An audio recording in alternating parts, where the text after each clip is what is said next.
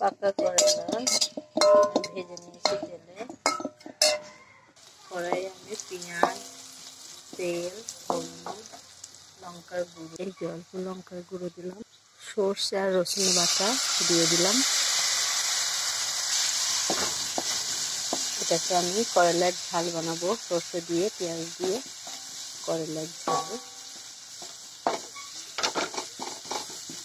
একটু জিরে দিয়ে দিলাম, পানিও দিয়ে দিলাম, নুন দিয়ে দিলাম।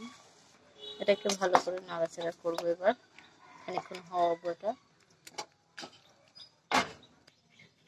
এবার এতে আমি ভাজা উচ্ছে করলাগুলো আর কি দিয়ে দেবো। দেখুন করলাগুলো দিয়ে দিলাম, করলাগুলো দিয়ে দিলাম। দেখুন নাড়াচাড়া করে নিলাম।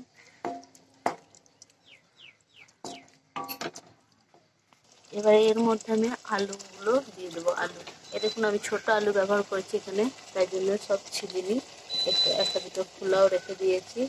আপনারা দেখবেন ছোট আলু খোলা সমেত রান্না করলে খুব মজা লাগে খেতে।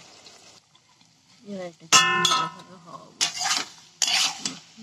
নেড়ে নেবো।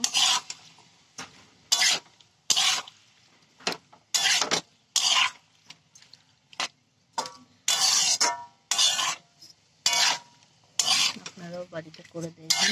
পাকা করলা কিন্তু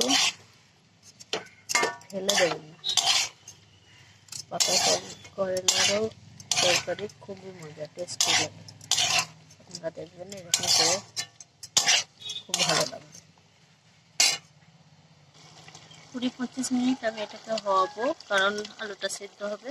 আলুটা সিদ্ধ হয়ে গেলে আমার হয়ে যাবে এটা চচ্চড়ি। পাকা করলা সর্ষে